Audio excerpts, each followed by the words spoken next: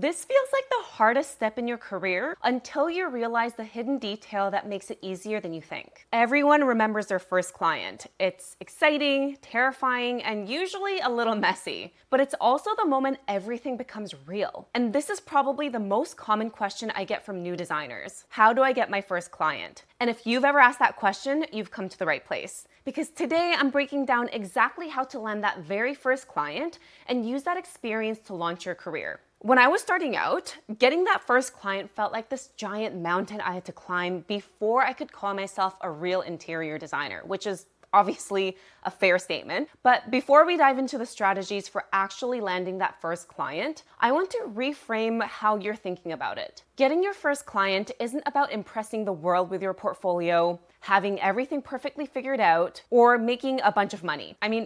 I didn't even take pictures of my first 4 projects, and I only made $20,000 in my first year. So I impressed nobody with my early projects, and my process was clunky, to put it nicely. So your early projects are really more about gaining experience and getting yourself used to your client process. Because what you have in your head may be very different from what you actually end up doing, and it can sometimes be a messy and uncomfortable experience. So just so you know, mentally prepare yourself for a bit of discomfort, but if you watch this video, then you'll know that discomfort is actually good for you. Because nothing, and I mean nothing, will prepare you more than actually working with real people in real homes with real budgets and real opinions. I'll give you an example from my own early experiences. My very first 2 clients were furniture and decor projects only. Basically, styling. On paper, that sounded perfect. I'd get to source pieces, style a space, make things look pretty, but plot twist. Going through those projects made me realize I didn't actually enjoy styling at all.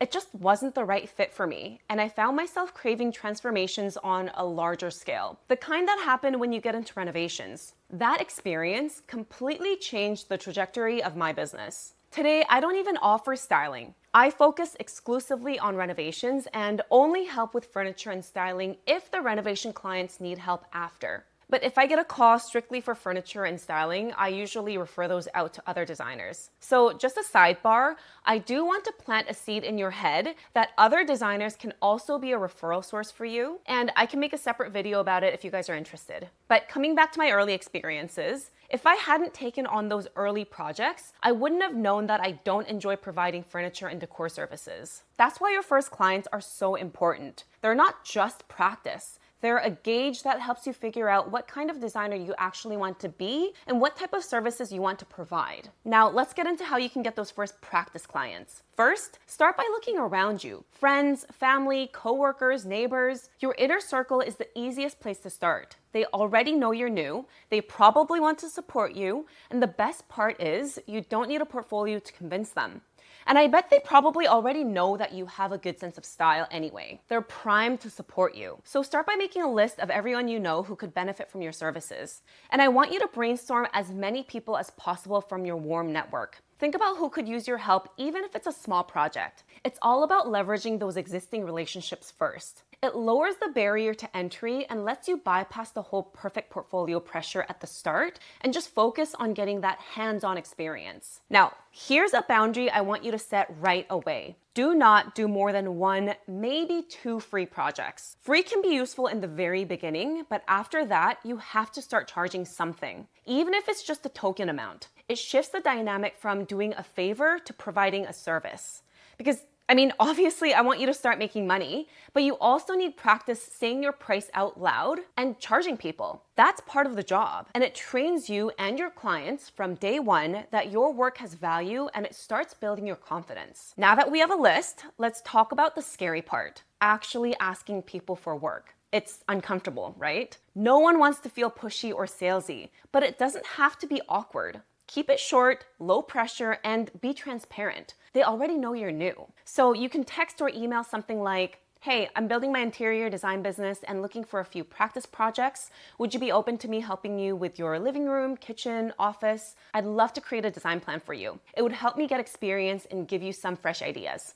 That's it. It's honest, it offers value, and it gives them an easy out if it's not the right time. Less awkwardness. And let's talk about the no, because rejection is guaranteed. I wish I could sugarcoat it, but I won't. You will get turned down. When I was starting out, I took rejection really personally. If someone said no, it felt like they were rejecting me, like I wasn't good enough, and I'd spiral into self-doubt. But with time and honestly with practice, I realized that rejection is just part of the job. It's not personal. Sometimes people don't have the budget, sometimes it's not the right time, sometimes they're just not ready. These days, rejection just rolls off me. I don't even notice it.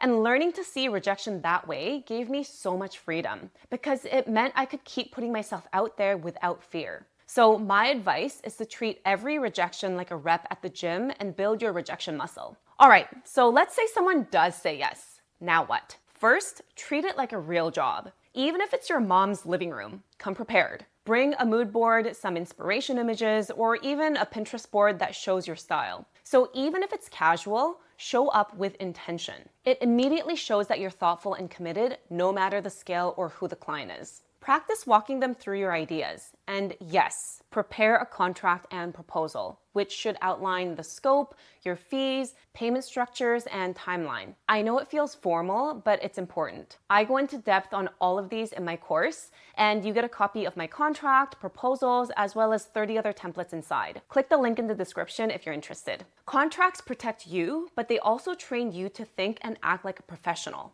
My own system has been tweaked and refined over years of working with clients, but it all started with those first few projects. And here's an obvious but important tip. Document everything. Take way more photos and videos than you think you'll need. Before shots, behind the scenes, sketching ideas, shopping trips, even setting up decor. That's not just your future portfolio, it's marketing content. People love behind the scenes stuff.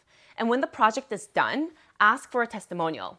Yes, you have to get specific and ask. Don't just assume they'll send you clients because they seem happy. Don't be shy. You have to ask for that endorsement. Testimonials and referrals are what will keep your pipeline growing, especially in a referral-heavy field like design. It's a proactive step that could really pay off, turning one project into potentially more. This is how the chain reaction starts. One project turns into two turns into 5, and before you know it, people are saying, oh, my friend worked with her and she's amazing. That's how you build momentum. And if you're posting your work consistently online, Instagram, TikTok, Pinterest, YouTube, that momentum multiplies. Your online presence becomes proof that you're legit. Now, a couple of mistakes to avoid. First, don't get stuck in the free trap. Doing endless free projects is a fast track to burnout and resentment.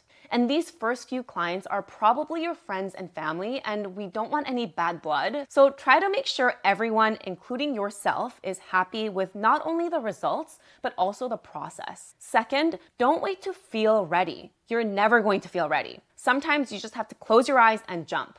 And third, don't hide your work because it's not perfect. Share it anyway. People aren't looking for perfection. They're looking for someone who cares and shows up. And by sharing, you're showing your journey and your commitment. And here's what it really boils down to. Getting your first client isn't about being the best designer in the world right away. It honestly isn't even about that first project. It's fundamentally about just being brave enough to start. Those first experiences, the messy ones, the learning ones, they're the irreplaceable foundation for building confidence and understanding your true design identity, and for setting up your business in a way that feels authentic and sustainable long term. And if you want help setting up your process the right way from the start, vetting clients, contracts, proposals, client questionnaire, the whole thing, I break it all down inside my Designer Blueprint course. I walk you through absolutely everything. You get my exact systems and processes, plus 30 plus templates that you can plug straight into your business. The link is in the description. So go out there, start asking, embrace rejection, and remember, this is just the beginning. I'll see you in the next video.